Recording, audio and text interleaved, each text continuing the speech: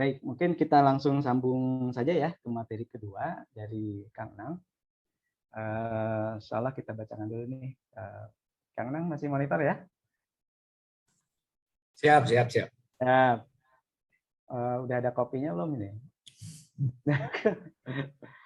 Oke, Kang Nang mohon ditampilkan, mungkin tadi belum sempat saya bacakan CV-nya Kang Nang. Yang ini sesama kabit, namanya janjian memang ini ya? Atau ada hubungan saudara barangkali Kang Nang sama Kang Udan ya?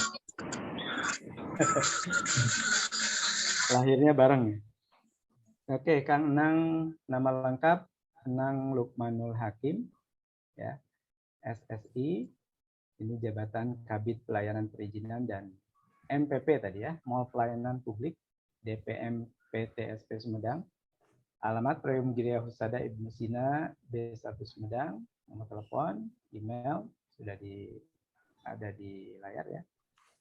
Nah ini insya Allah akan menyampaikan tema tentang ya bagaimana UMKM ini memperoleh izin ya, dan nanti kepentingannya apa, mengapa harus izin, kemudian bagaimana prosedurnya, barangkali nanti akan dijelaskan lebih lanjut oleh Kang Enang ya.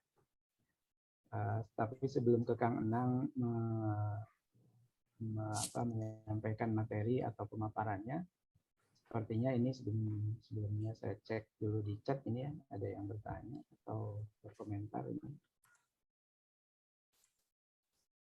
Oh ya, ada informasi dari UMKM Mahani Cookies ya, kue semprong isi, kemudian UMKM produk olahan mungkin sudah banyak, tapi kalau dari segi pertanian mungkin masih kurang penyalurannya, mungkin bisa dibantu juga. Nah nanti mungkin bisa sekalian dijelaskan oleh Kang Enang ya kalau terkait.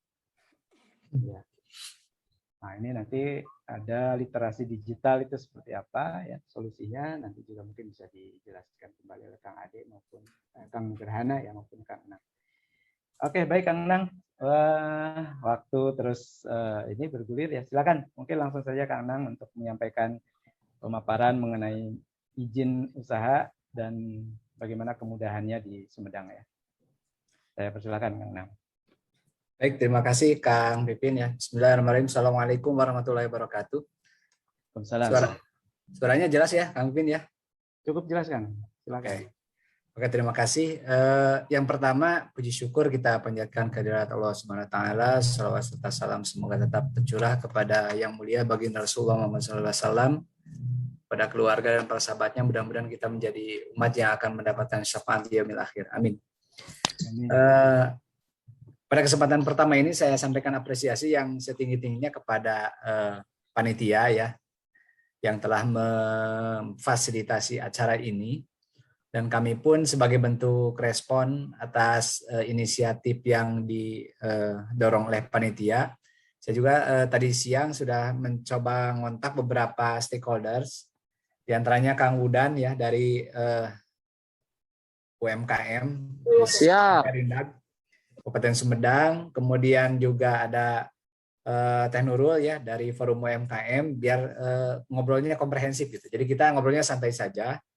Jadi kenapa pada saat janjian tadi juga jangan terlalu kaku harus pakai surat dan lah, sudah nggak zaman sekarang. Jadi untuk hal-hal yang positif yang baik kita permudah, jangan terlalu kaku untuk komunikasi dan sebagainya. Akhirnya tadi karena punya kepentingan yang sama, jadi kami hadir di sini terus terang sangat terbantu oleh Eksakta, karena dari dinas kami, kemudian dari Kang Udan juga, dari UMKM juga, ini punya kepentingan yang sama, Kang. Termasuk akang-akang dan teteh-teteh di sini, rekan-rekan sekalian, sahabat-sahabat semua, ini juga punya tanggung jawab yang sama barangkali sebagai warga Sumedang.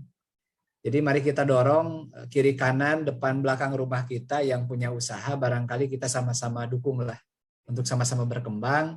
Karena sekarang pemerintah sudah mengeluarkan kebijakan yang secara nasional diberlakukan dari Sabang sampai Merauke melalui online single submission risk based approach ya, OSS RBA.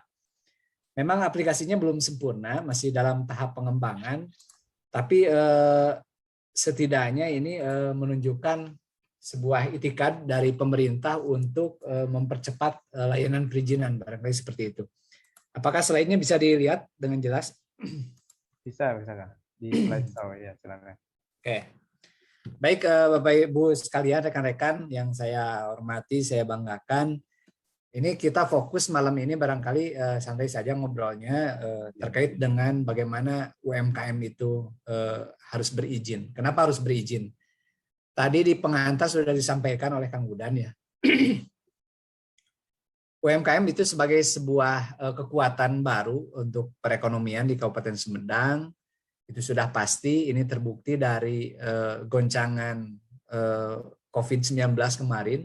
Salah satu yang cepat bangkit barangkali, kemudian yang bisa bertahan salah satunya adalah sektor UMKM.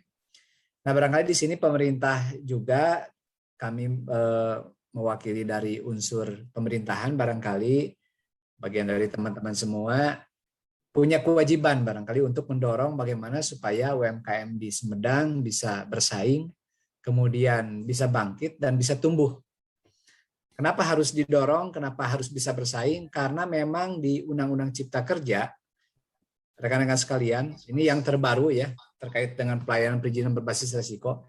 Di Undang-Undang Cipta Kerja itu ada Peraturan Presiden nomor 10 tahun 2021, di mana salah satu lampirannya itu menjelaskan berbagai usaha yang dikhususkan untuk UMKM. Ini saking pentingnya UMKM di Republik ini, barangkali seperti itu. Ini perhatian pemerintah yang sangat spesial untuk UMKM. Bahkan ada klausul di peraturan presiden tersebut bahwa kalau sekiranya perusahaan yang bermodal lumayan atau cukup besar mau bergerak di sektor UMKM, maka harus bermitra. Tidak ada pilihan lain ketika mau terjun di situ, harus bermitra dengan UMKM.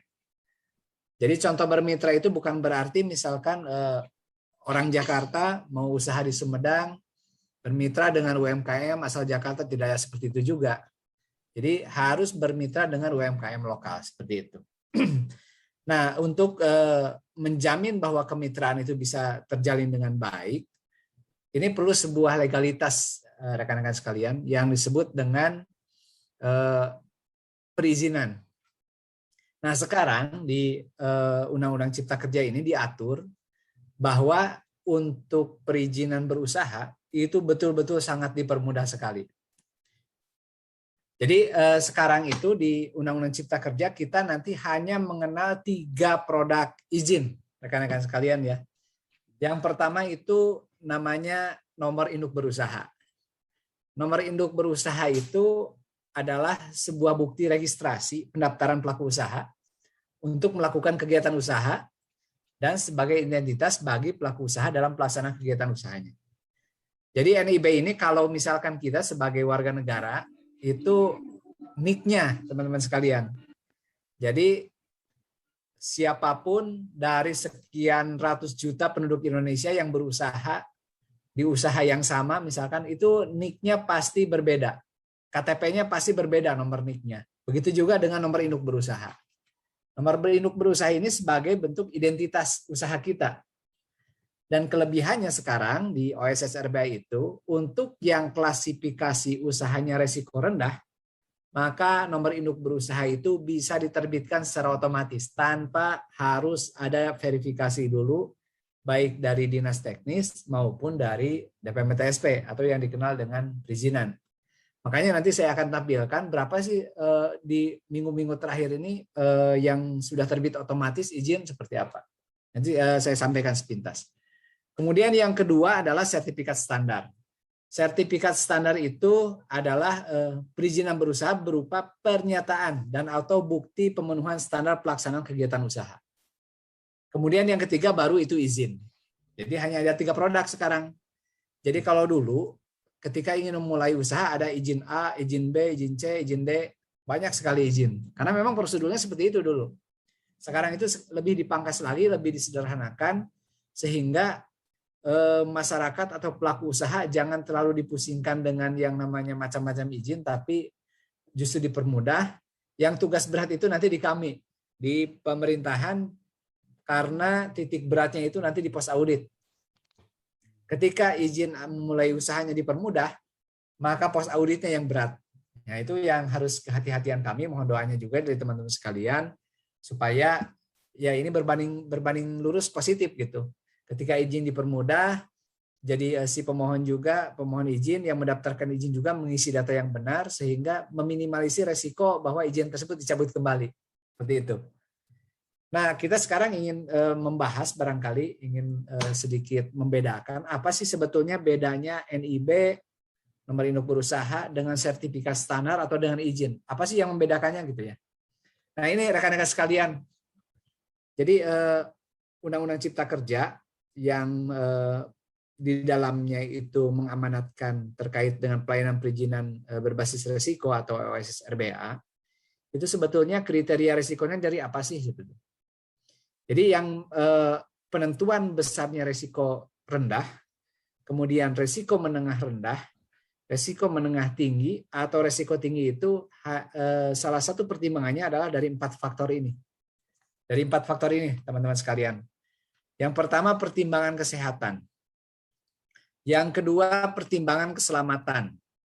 Yang ketiga lingkungan dan yang keempat adalah keterbatasan sumber daya. Jadi 4 hal ini yang menjadikan kajian, analisa dan sebagainya sehingga muncullah apa itu resiko rendah, apa itu resiko menengah rendah atau menengah tinggi dan resiko tinggi. Sehingga pada saat perizinan berusahanya nanti dengan memperhatikan resiko ini, kalau misalkan resikonya itu resiko rendah, maka nanti izinnya itu cukup berupa nomor induk berusaha saya sudah cukup. Jadi nomor induk berusaha itu bisa dijadikan sebagai identitas berusaha, sekaligus bisa menjadi izin operasional dan izin komersil untuk yang resiko rendah. Nanti kita buka apa saja sih contohnya yang beresiko rendah gitu ya. Kemudian yang kedua itu adalah resiko menengah. Resiko menengah ini ada 2 rekan-rekan sekalian. Yang pertama itu resiko menengah rendah. Kalau resiko menengah rendah itu produk yang diterbitkannya nanti adalah sertifikat standar dan nomor induk berusaha. Karena nomor induk berusaha itu pasti selalu keluar. Karena itu merupakan identitas berusaha kita. Jadi kalau yang punya usaha yaitu akan punya, kalau KTP itu NIK-nya masing-masing. Kalau punya usaha pasti punya nomor induk berusaha yang pasti beda dari Sabang sampai Merauke, tidak akan ada yang sama.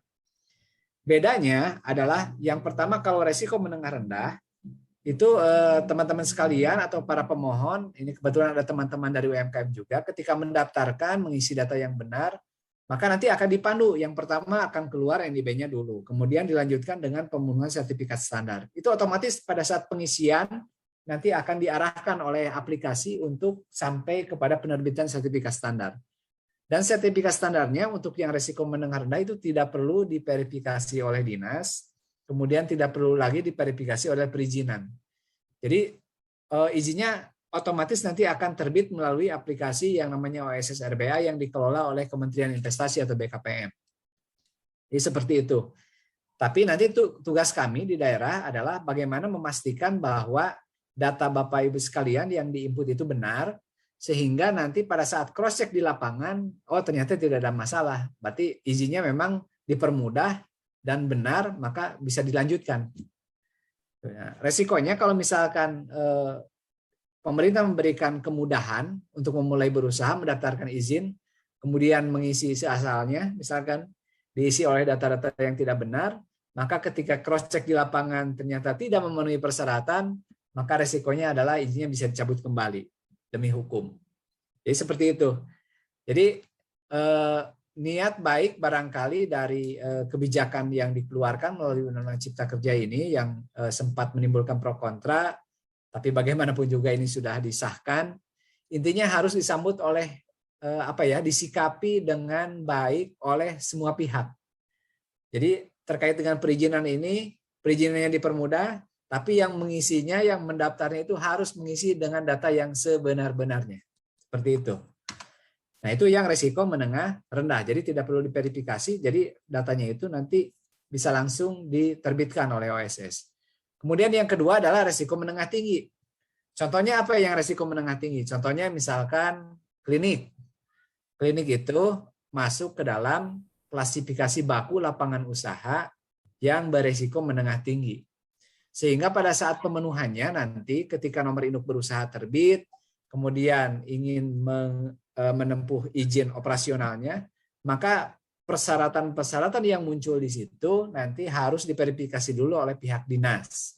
Begitu juga oleh Dinas DPMPTSP Kabupaten Sumedang. Bedanya itu, karena kalau risiko tinggi harus ada tingkat kehati-hatian yang lebih. Tapi teman-teman tidak usah khawatir, karena sekarang itu pemerintah sudah menerapkan, mendesain di di regulasi yang ada, bahwa kalau misalkan sebuah permohonan izin tidak diproses dalam jangka waktu tertentu, maka izinnya itu otomatis diterbitkan. Namanya itu ajas fiktif positif ya. Jadi karena tidak diproses, kemudian berkas sudah diajukan dengan benar dan sebagainya, tapi misalkan dari pihak pemerintah daerah ataupun dari pihak pelayanan perizinan tidak memproses itu, melebihi batas waktu yang ditentukan, maka itu bisa diterbitkan otomatis izinnya. Jadi batas tunggu teman-teman itu nanti ada batasnya sekarang jelas. Seperti itu. Kemudian yang ketiga adalah resikonya resiko tinggi. Kalau resiko tinggi otomatis, karena ini dari sisi kesehatan, keselamatan, lingkungan, dan keterbatasan sumber daya juga itu pasti resikonya harus lebih hati-hati, sehingga muncullah di sini yang namanya izin. Contohnya apa yang resiko tinggi? Contohnya yang paling dekat dengan kita adalah terkait dengan izin apotek. Izin apotek misalkan walaupun ukuran usahanya ruangan apoteknya hanya 10 meter misalkan kali 8 meter, tapi karena itu beraktivitas di apotek maka itu masuk resiko tinggi. Kenapa resiko tinggi? Ya karena itu kan menjual obat-obatan bahan kimia yang sangat rawan untuk disalahgunakan atau seperti apa gitu.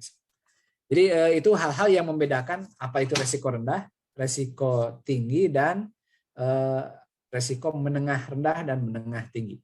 Itu perbedaannya dengan mekanisme prosedur pelayanan perizinan sebelum tanggal 9 Agustus. Jadi OSS RBA ini, rekan-rekan sekalian, diberlakukan tanggal 9 Agustus kemarin, 2021. Jadi ini adalah sebuah paradigma baru pelayanan perizinan melalui pendekatan berbasis risiko. Nah, dalam pelayanan perizinan ini nanti ke depan ada beberapa persyaratan dasar. Yang pertama, kesesuaian pemanfaatan ruang. Yang kedua, persetujuan lingkungan. Yang ketiga adalah terkait dengan persetujuan bangunan gedung. Namun ketiga hal ini nanti akan otomatis diminta sesuai dengan KBLI-nya, klasifikasi baku lapangan usahanya. Nanti akan diarahkan mana yang memerlukan KKPR, mana yang memerlukan persetujuan lingkungan seperti itu. Jadi tidak disamaratakan. Kemudian terkait dengan hal lainnya, teman-teman sekalian, pada saat mendaftar izin melalui OSS, nanti akan ada dua pilihan. Yang pertama itu UMK, usaha mikro kecil, yang kedua itu non-UMK. Nah, yang UMK juga dibagi dua lagi.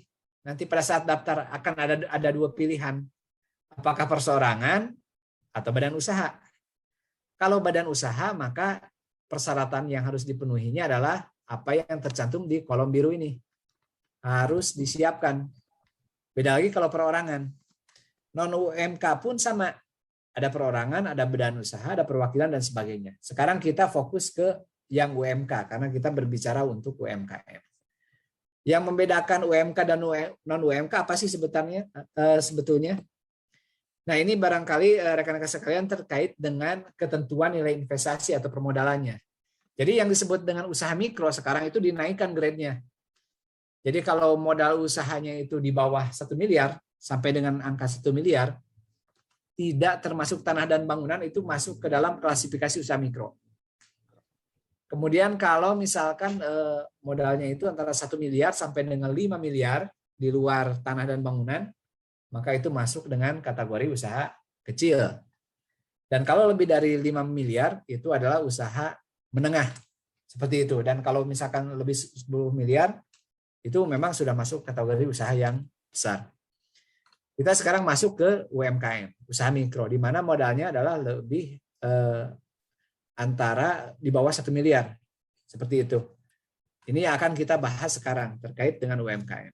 Karena sebagian besar permodalan yang bergerak di sektor UMKM ya memang di bawah 1 miliar gitu. Bahkan 999 juta pun itu masuk ke UMKM sekarang. Kalau dulu kan besaran nilai UMKM itu klasifikasi mikro itu sampai dengan 50 juta. 50 juta sampai 500 juta, mohon koreksi Pak Budan ya.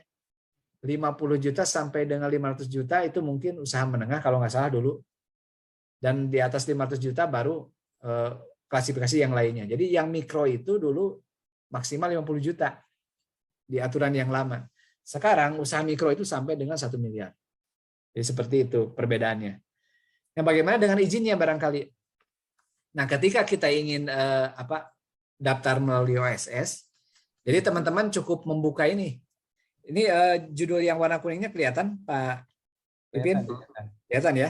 Kelihatan. Jadi cukup membuka oss.go.id. Nanti akan ada tampilan seperti ini. Tampilannya. Dari HP bisa nggak, Kang? Android itu? Bisa. Cuman lebih enak pakai laptop atau PC ya, biar lebih gede gitu gambarnya. Nanti akan saya coba simulasikan nanti untuk melihat beberapa klasifikasi lapangan usaha. Jadi tampilan awalnya seperti ini teman-teman. Ya, tampilan OSS itu seperti ini. Sama se-Indonesia tampilannya seperti ini. Jadi nanti teman-teman ketika mengklik di informasi, nanti akan keluar nama KBLI. Ini contoh yang sudah saya coba misalkan untuk yang UMKM terkait dengan warung makan. Warung makan ini KBLI-nya atau klasifikasi baku lapangan usahanya 56102. Ini klasifikasi lapangan usaha itu dikeluarkan oleh BPS. Oleh BPS. Nah,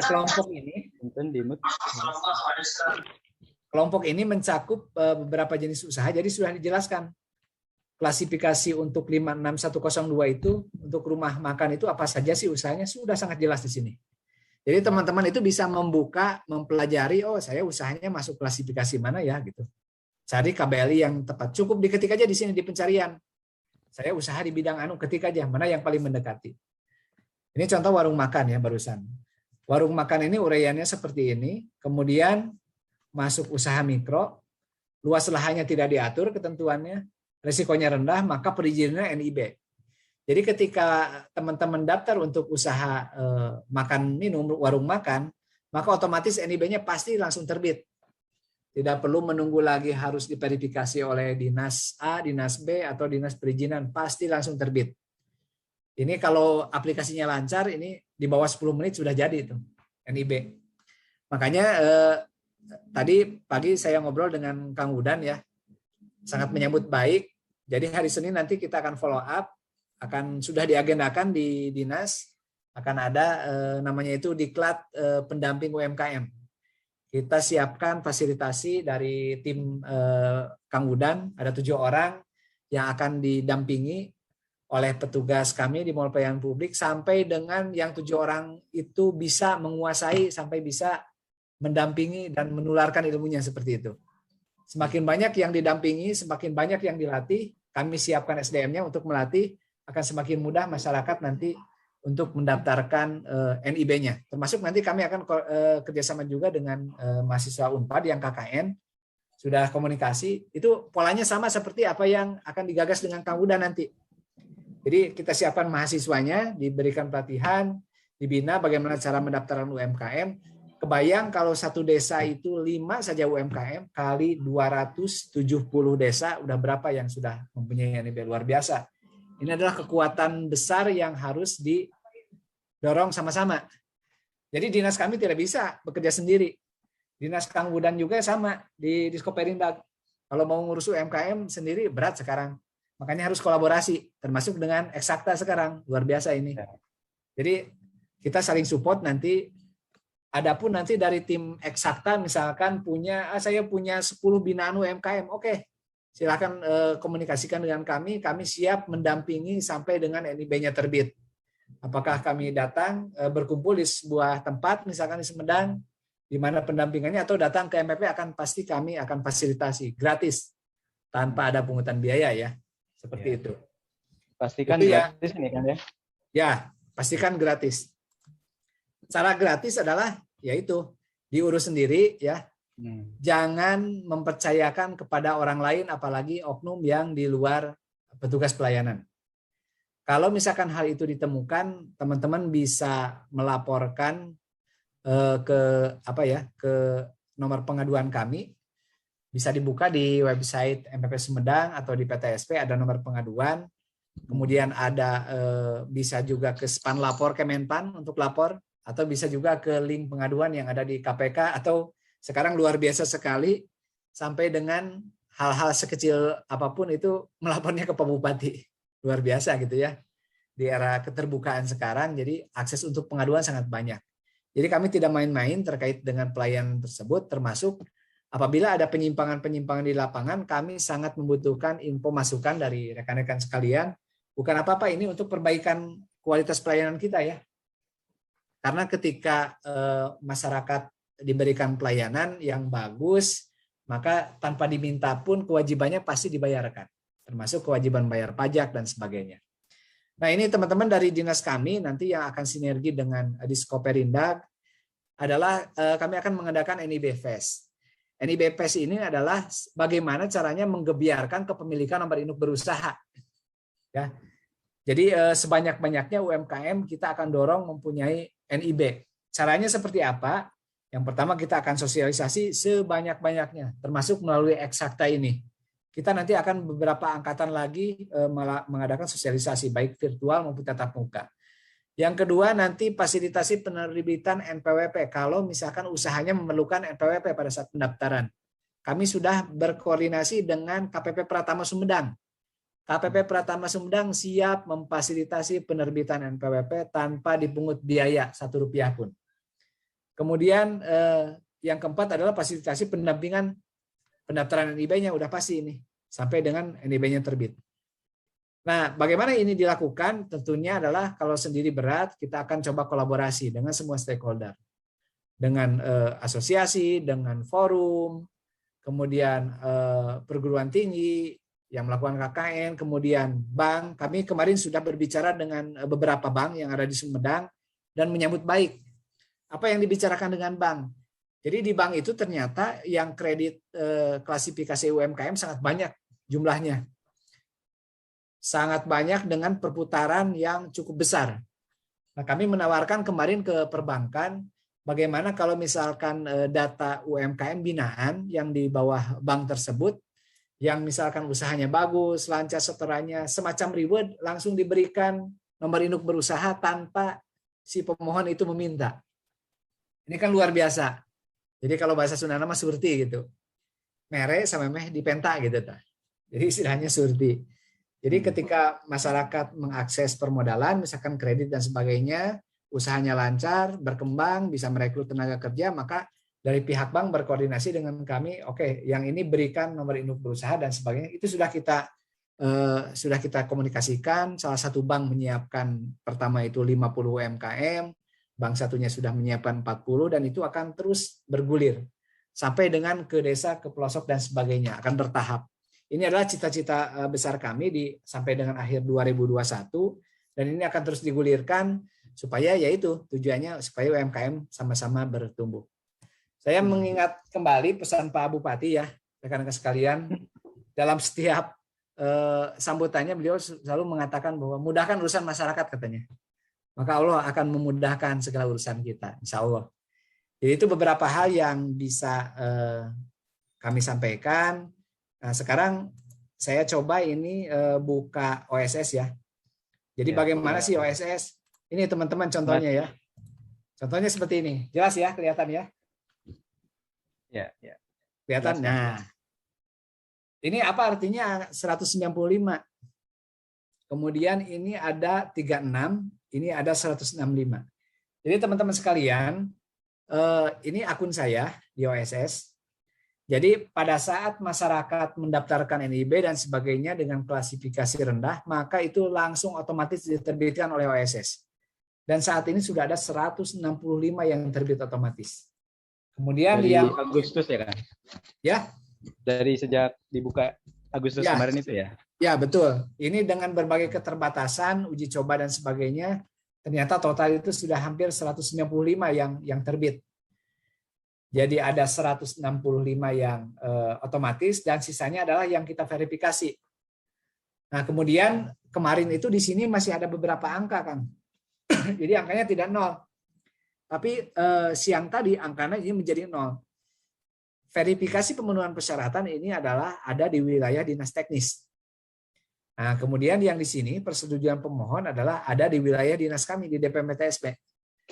Nah, tadi angkanya kemarin tidak nol, ada beberapa angka di sini karena sebagian sudah terverifikasi, kemudian sebagian ada yang sudah melewati masa seharusnya sudah selesai, maka itu diterbitkan otomatis. Jadi sekarang sistemnya sudah seperti itu. Dan ini adalah sejumlah yang permohonan yang belum memenuhi persyaratan. Jadi ini tampilan OSS-nya untuk yang akun petugas pelayanan. Nah, kemudian yang satu lagi ini contoh ketika teman-teman nanti membuka OSS, misalkan ya aplikasi OSS, coba.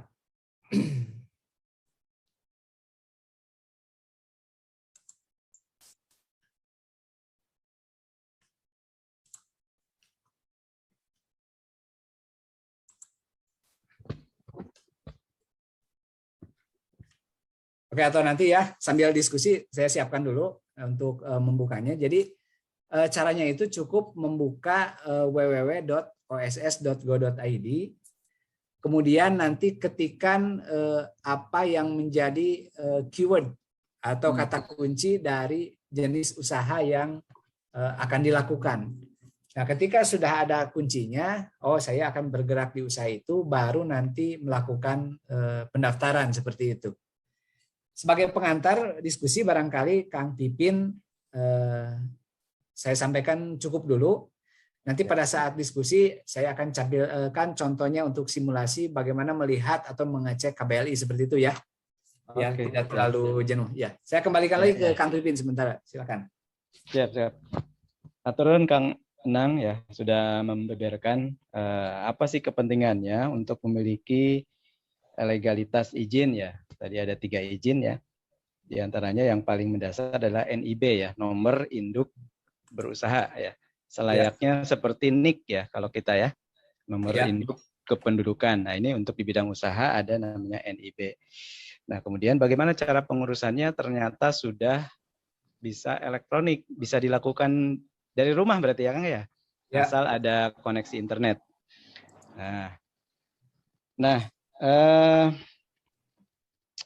setelah kita mengetahui ini, nah barangkali ini kita coba sapa. Tadi ada beberapa pertanyaan dulu ya Kang ya. Kita coba lihat di chat. Mungkin mohon maaf ada video yang boleh ditampilkan. Oh, ada video ya.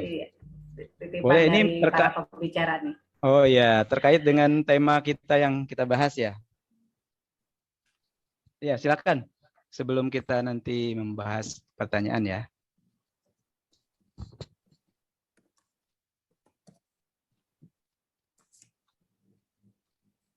Sudah bisa ditampilkan?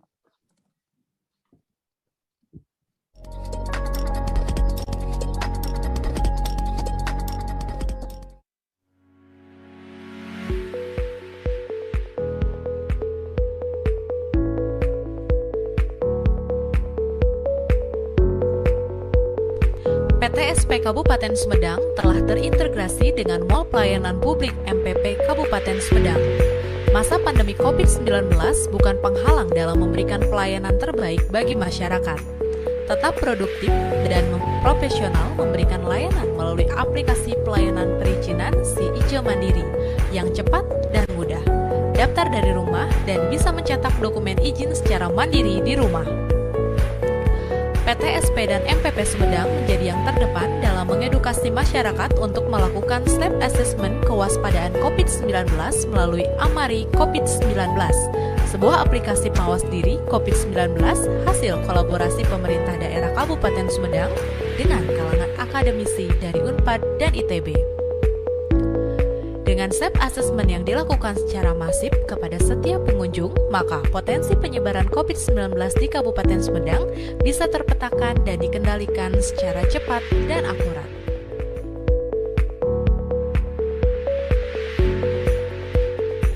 KSWP merupakan sebuah inovasi hasil kolaborasi dengan Bapenda Kabupaten Sumedang dalam mengakselerasi penerimaan PAD dari sektor pajak daerah, terutama PBB dan pajak kendaraan bermotor.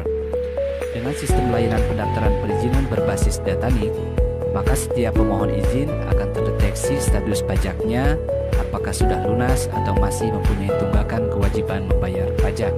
Untuk mewujudkan transparansi dalam setiap tahapan penyelenggaraan pelayanan, aplikasi SIICE Mandiri telah menerapkan sistem tracking untuk memonitor sampai sejauh mana proses pelayanan dilaksanakan. Penambahan fitur riwayat semakin memperjelas transparansi pelayanan karena pemohon dapat mengetahui kapan waktu penyerahan berkas dilakukan, bagaimana status kelengkapan berkas, pelaksanaan pelayanan pada setiap jenjang sampai dengan izin diterbitkan. Aplikasi SIICE Mandiri merupakan aplikasi layanan perizinan pertama di Indonesia yang menggunakan tanda tangan digital atau digital signature yang mulai efektif digunakan mulai tanggal 2 Januari 2018 sebelum adanya sistem OSS. Sistem ini telah menerapkan mekanisme cetak mandiri yang memungkinkan pemohon izin dapat mencetak sendiri izin yang telah diterbitkan tanpa harus datang ke kantor PTSP.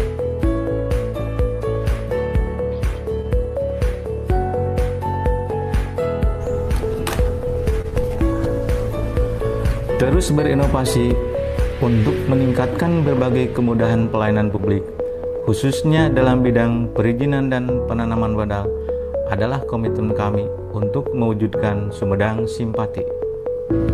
PTSP dan MPP Sumedang menjadi yang terdepan dalam memberikan pelayanan publik yang efektif dan bebas dari COVID.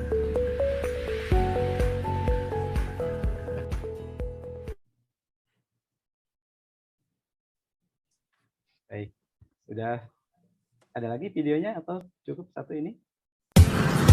Oh, ada lagi ya.